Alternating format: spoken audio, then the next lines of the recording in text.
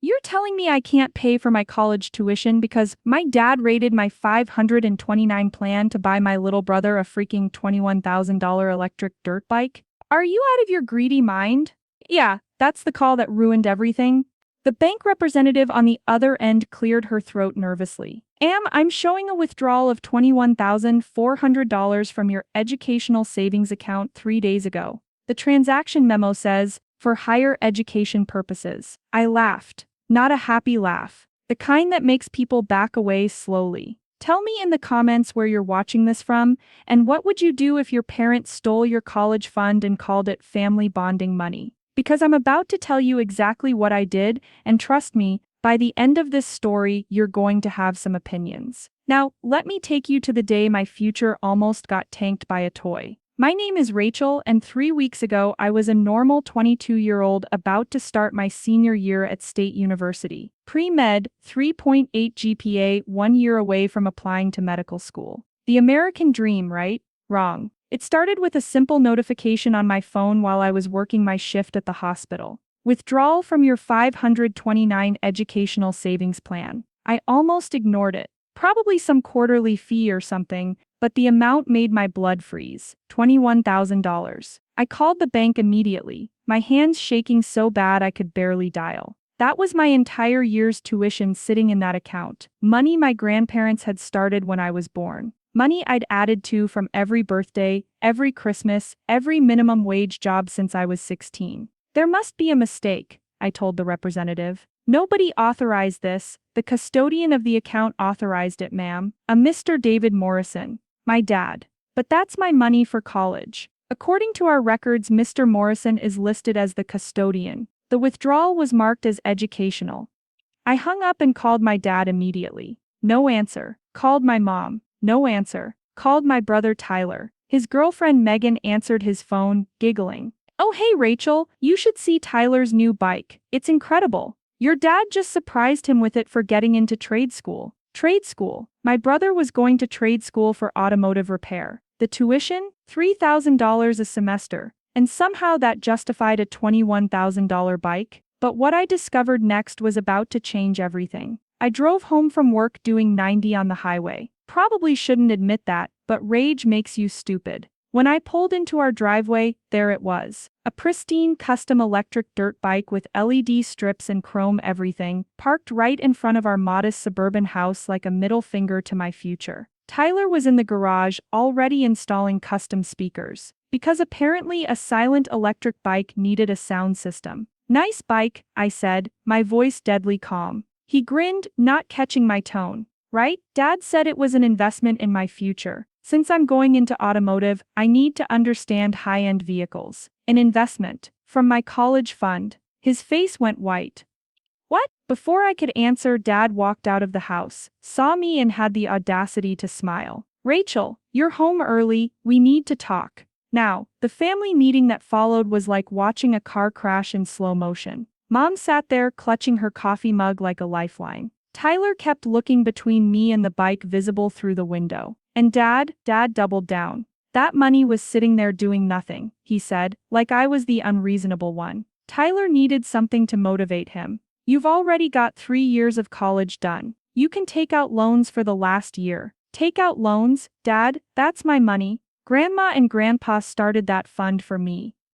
I'm the custodian. I decide what's educational. That's when Mom finally spoke up, and what she said made my jaw drop. David, you told me Rachel agreed to this. You said she wanted to help her brother. The room exploded. Tyler started yelling at Dad. Mom started crying. And me? I walked out, pulled out my phone and made a call that would change everything. But first, I needed to know something important. And the answer I got was about to flip this entire situation on its head. My roommate Sarah's dad was a financial advisor. I'd called him from my car sitting in a McDonald's parking lot, ugly crying into my strawberry milkshake. Not my proudest moment, but desperate times. Rachel, listen carefully, Mr. Chen said, who is listed as the beneficiary on the 529 plan. I don't know, Dad always handled it. Find out now. Call the plan administrator and ask specifically who the designated beneficiary is. I called. 20 minutes on hold. And then the words that changed everything. The designated beneficiary is Rachel Morrison. You are the legal beneficiary of this account. So my dad can't just take the money? Well, as custodian he can make withdrawals, but they must be for qualified educational expenses for the beneficiary. Non-qualified withdrawals incur a 10% penalty plus income tax on the earnings. And a dirt bike isn't a qualified expense. Definitely not, ma'am. I hung up and called Mr. Chen back. I'm the beneficiary. Perfect. Here's what you're going to do. What happened next was delicious. And I mean that in the most vindictive way possible. I called the plan administrator back and reported a non-qualified withdrawal. They launched an investigation. Within 48 hours my dad got a letter. Not just any letter. An IRS letter. See, when you make a non-qualified withdrawal from a 529 plan, the IRS wants their cut. And guess who's responsible for paying it? The custodian who made the withdrawal. Dad called me screaming. What did you do? I reported theft, Dad. Because that's what it was. I'm your father, that money was under my control. Control yes, ownership no. You owe the IRS about $7,000 in penalties and taxes. Oh, and the plan administrator says you have to replenish the account or face fraud charges. The silence on the other end was beautiful. But Tyler was about to surprise everyone. 3 days after the IRS letter arrived, I was back at work when I got the call. Tyler was in the hospital. He'd been showing off the bike to his friends at the local track. Trying to prove it was worth the money, I guess. Hit a jump wrong, flew 20 feet and landed hard. Broken collarbone, concussion, and a bike that now had about $8,000 in damage. I rushed to the hospital, my anger temporarily replaced by concern. He looked pathetic in that hospital bed, his right arm in a sling, bruises covering half his face. I'm sorry were the first words out of his mouth. Tyler, no, listen, I didn't know it was your college money. Dad told me he'd been saving separately. He lied to both of us. Mom was there, and for the first time in days, she looked at me instead of through me. Your father's at home, on the phone with his retirement account. He's liquidating his 401k to pay the IRS. Good. Rachel, Mom gasped. He's your father, and I'm his daughter. Didn't stop him from stealing from me. Tyler shifted in his bed, wincing. I want to sell the bike. We both turned to stare at him. I mean it. Once it's fixed, I'll sell it. It's not right, what Dad did. The money should go back to your fund. Here's the thing about Tyler. He's 20, spoiled and usually insufferable. But in that moment, he was my little brother again. The one who used to split his Halloween candy with me even when I was too old to trick or treat. You don't have to do that, I said. Yeah, I do. Besides, he gave a weak smile. I can't even ride it for 6 weeks. Doctor's orders. But Dad wasn't done fighting. And what he did next crossed a line I didn't know existed. I should have known Dad wouldn't go down without a fight. The man who once returned a shopping cart in a thunderstorm because it was the right thing to do had apparently decided that rules didn't apply when it came to his ego. A week after Tyler's accident, I got a call from the university's financial aid office. Miss Morrison, we're calling about your FAFSA application. I haven't submitted one yet for next year. No, this is about your current status. Your father called and informed us you're no longer a dependent, and he's withdrawing his financial information from your aid package. My blood went cold. He can't do that. I'm still a dependent on his taxes. He says that's changing. Without his information, you'll need to reapply as an independent student, which could affect your aid package for your senior year. I hung up and immediately called Sarah's dad again. This was getting expensive in legal advice, but Mr. Chen was a saint. He's trying to force your hand, he said. If you can't get financial aid, you'll have to drop the complaint to get the money back. Can he do that? Technically yes. But Rachel, he's made a critical error. He's already admitted in writing to the IRS that he made the withdrawal. It's documented. Whether you continue or not, he owes that money. That night I went home to grab more clothes. I'd been staying with Sarah since everything exploded. The house was dark except for the kitchen light. Mom was sitting at the table with a glass of wine and a pile of papers. Your father's gone to stay with his brother, she said without looking up. Good. These are divorce papers. I froze in the doorway. Mom, 23 years, Rachel. 23 years, and I never knew he could do something like this. He stole from his own daughter and then tried to blackmail her. She finally looked up, and her eyes were red but determined. The bike's in the garage. Tyler asked me to give you the keys. He's already found a buyer. 15,000 cash. That won't cover everything. No, but your father's 401k withdrawal will. $40,000 after penalties. The IRS gets their cut, your fund gets replenished, and we're getting divorced, so I get half of what's left. It should have felt like victory. But standing in my childhood kitchen, watching my mother sort through the wreckage of her marriage, it felt hollow. Until she said something that changed my perspective entirely. Did you know, Mom said, pouring another glass of wine, that your grandmother specifically set up that 529 to prevent this exact situation? What do you mean? She pulled out an old folder from the pile. I found this in your father's office. Your grandmother's will. She left money for both you and Tyler, but yours went into the 529 with specific instructions. She knew your father had a gambling problem in college. Dad gambled. Before we met, he got help, or so I thought. But last month, I found credit card statements. Online poker. He's down 30,000 in the last year. The room spun. He stole my college fund to cover gambling debts. No, that's the sick part. He genuinely bought Tyler the bike. Some twisted way to prove he was a good father, that he could provide expensive things. The gambling debt is separate. That's why he's so desperate now. He owes money to some very unfriendly people. Suddenly, his overreaction made sense. It wasn't just about the IRS or replacing my fund. He needed that 401k money for more than just my tuition. Mom, is Dad in danger? I don't know, and frankly I don't care anymore. I'm taking Tyler and moving in with my sister in Colorado. You should stay with Sarah until school starts. What about the house? Being sold. It's the only way to divide assets cleanly. My childhood home, my college fund, my family, all destroyed because my father couldn't admit he had a problem. But the buyer Tyler found for the bike,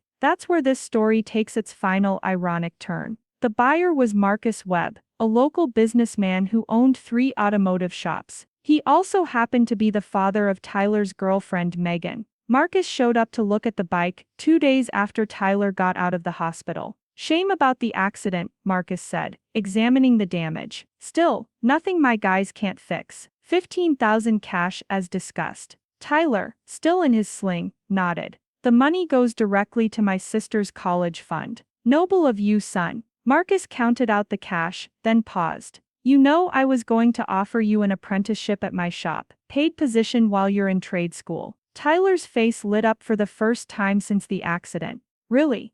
Really? But I need to know you're responsible. This whole situation, it shows character that you're making it right. I watched from the doorway as my little brother handed over the keys to his dream bike. No tears, no complaints, just quiet determination. That night, Dad called me from Uncle Rob's house. His voice was different. Broken. The IRS froze my accounts, he said. I can't access the 401k money until I pay the penalties on the 529 withdrawal. That's not my problem, Dad. Rachel, please. I know I messed up, but I need that money. There are people I owe money to, people who don't accept payment plans. You should have thought of that before you stole from me. I'm your father.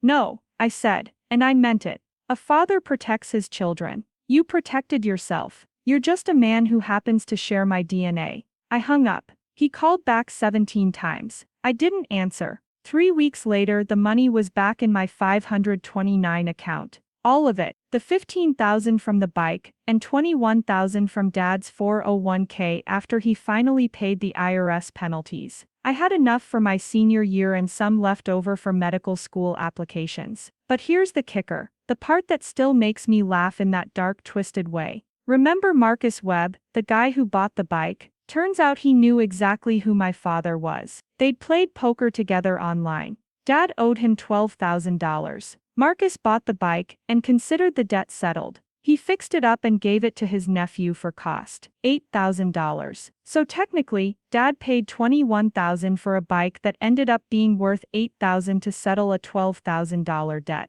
But that's not even the best part. Tyler thrived at Marcus's shop. Within 6 months he was making $60,000 a year as an apprentice mechanic specializing in electric vehicles. Turns out, my screw-up little brother had a gift. He paid me back every penny he felt he owed, even though I told him the bike money was enough. Mom's doing great in Colorado. The divorce was finalized in record time since Dad couldn't afford to fight it. She got the house sale profits and her freedom. She's dating a nice accountant now, someone who believes in budgets and honesty. Novel concept. And Dad, last I heard, he was living in a studio apartment, working 2 jobs to pay off his debts and rebuild his retirement. He sent me a letter 6 months ago. A real letter, handwritten. It was full of apologies and excuses and promises to do better. I didn't respond. Some bridges, once burned, light the way forward. I graduated last month. Summa cum laude. Got into Johns Hopkins for medical school with a partial scholarship.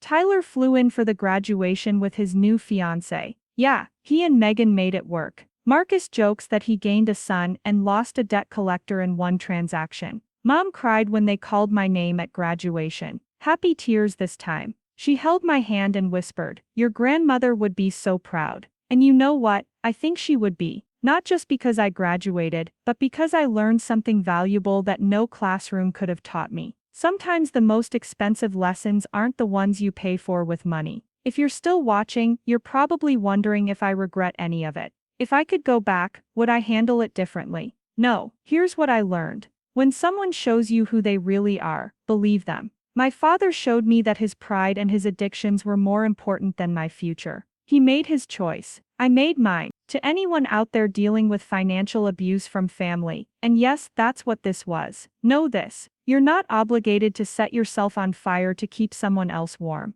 Even if that someone is your parent. Check your accounts. Know your rights. Document everything. And never ever let anyone make you feel guilty for protecting your future. Tyler and I are closer now than we ever were growing up. Shared trauma has a way of doing that. He still apologizes sometimes, usually after a few beers, for being the unwitting accomplice in Dad's scheme. I tell him the same thing every time. You didn't know, and when you did know, you did the right thing. That's all we can ask of anyone, really. When you know better, do better. As for that $21,000 bike, Marcus's nephew totaled it 3 months later. Insurance paid out $5,000. Karma's funny like that. I'm in my first year of medical school now. It's harder than I imagined, but every time I want to quit, I remember sitting in that McDonald's parking lot, crying into my milkshake, thinking my future was over. It wasn't over, it was just beginning. My father taught me something valuable, though not in the way he intended. He taught me that real family isn't about blood or legal obligations. It's about who shows up when everything falls apart.